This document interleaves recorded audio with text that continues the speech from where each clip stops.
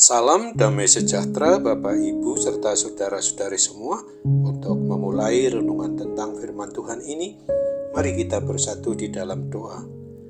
Tuhan Allah Bapa di surga yang memenuhi hati, akal, dan pikiran kami umat manusia, berfirmanlah kepada kami, sebab kami bersedia untuk mendengar, dan oleh pertolongan Roh Kudus mampukan kami agar boleh melaksanakan kebenaran firman-Mu itu dalam hidup kami sehari-hari. Hanya dalam nama Tuhan Yesus kami berdoa dan bersyukur kepadamu. Amin. Sebagai nas renungan firman Tuhan pada hari ini diambil dari 1 Samuel 12 ayat 20 yang berbunyi, "Dan berkatalah Samuel kepada bangsa itu, jangan takut, memang kamu telah melakukan segala kejahatan ini. Tetapi janganlah berhenti mengikuti Tuhan, melainkan beribadahlah kepada Tuhan dengan segenap hatimu." Sebagai tema yang diangkat dari nas renungan kita ini adalah jangan berhenti mengikuti dan beribadah kepada Tuhan. Melakukan sesuatu perbuatan yang bersifat dosa, yang adalah pemberontakan kepada Tuhan Sang Pencipta dan Pemelihara umat manusia, maka di mata Tuhan, atau berbuat sesuatu yang kurang baik, kurang benar, dan berbeda dengan kebiasaan itu, tidak jarang akan selalu menimbulkan perasaan malu, perasaan takut, sebagaimana kita umat manusia ini di dalam segala hal terbatas. Pasti kita juga ketika berbuat salah, berbuat dosa itu tidak enak hati, merasa hina dan rendah.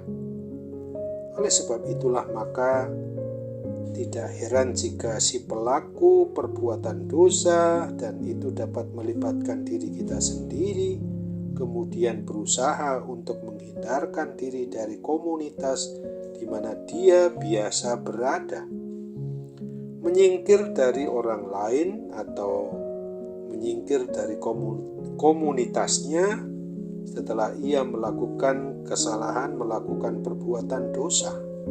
Itulah yang sering terjadi dalam hidup umat manusia milik Tuhan ini. Umat pilihan Allah Israel selaku umat yang memang seringkali melaksanakan hidup dengan tegar tengkuk, selalu berbuat dosa, melanggar apa yang dikehendaki oleh Tuhan yang diperintahkannya, mengakui betul bahwa mereka telah melakukan kejahatan di hadapan mata Tuhan yang Maha Kudus, yang Maha Melihat itu. Oleh karena itu, selain sikap tingkah laku dan perbuatan dosa di masa lalu umatnya itu, mereka selalu mengaku telah menambah lagi daftar dosa dengan meminta adanya raja bagi umatnya itu.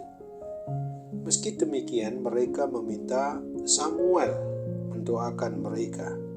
Samuel pun menguatkan mereka agar tetap mengabdi, mengikuti Tuhan, dan Samuel mengajak mereka untuk tetap hidup mengikuti, menyembah, memuji, memuliakan Tuhan, Allah Sang Pencipta dan Pemelihara umat pilihannya itu.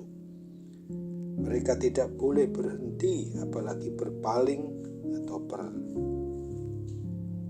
berontak kepada Tuhan dan meninggalkan Tuhan untuk mengikuti suatu penyembahan kepada dewa-dewi yang sesungguhnya tidak ada dan tidak dapat menolong mereka. Samuel juga menegaskan kepada mereka bahwa Tuhan telah bersumpah untuk menjadikan mereka umatnya itu dan tidak akan meninggalkan mereka. Rasa malu dan rasa takut karena telah berbuat dosa, yang adalah memberontak kepada Tuhan Sang Pencipta dan Pemelihara hidup dan mati umat manusia ini, tidak selamanya buruk.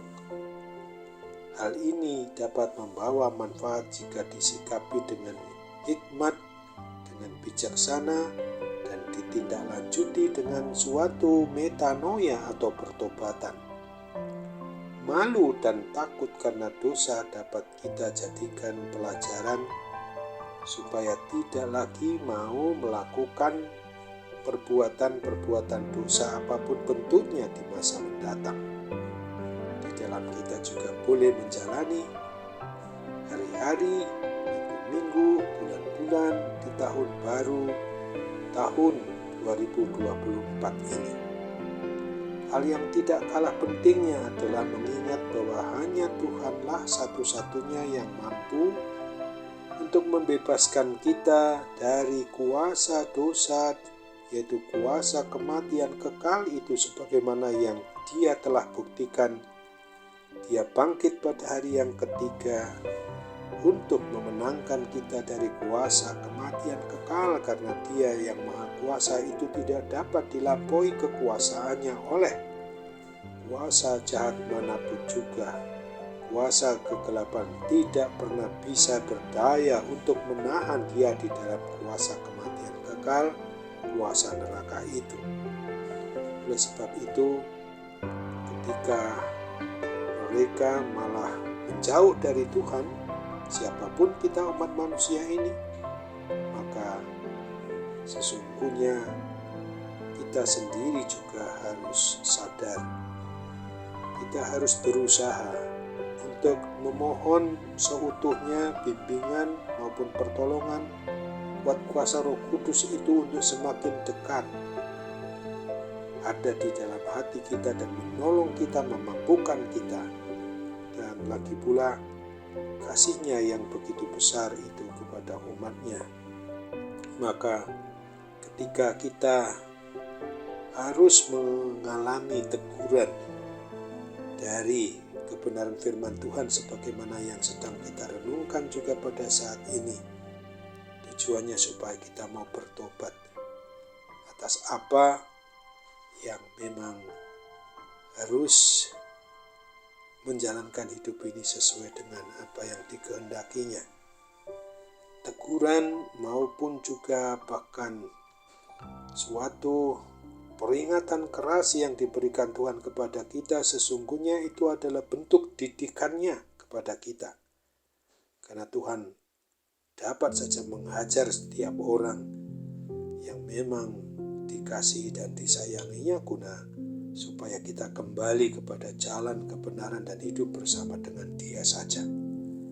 Untuk itu, di dalam melaksanakan tugas tanggung jawab, di dalam bersekutu, bersaksi, dan melayani ini, maka ingatlah akan apa yang dituliskan di dalam Roma 12 ayat 11 ini. Janganlah hendaknya kerajinanmu kendor, biarlah menyala-nyala dan layanilah Tuhan. Amin. Mari kita kembali bersatu dalam doa. Tuhan Bapa di surga, terima kasih untuk firman-Mu yang pada hari ini telah mengingatkan kami agar kami sungguh-sungguh mau melakukan apa yang menjadi kehendak-Mu. Sambutlah akan apa yang menjadi harapan dan doa kami ini, karena kami bermohon hanya dalam nama Tuhan Yesus. Amin.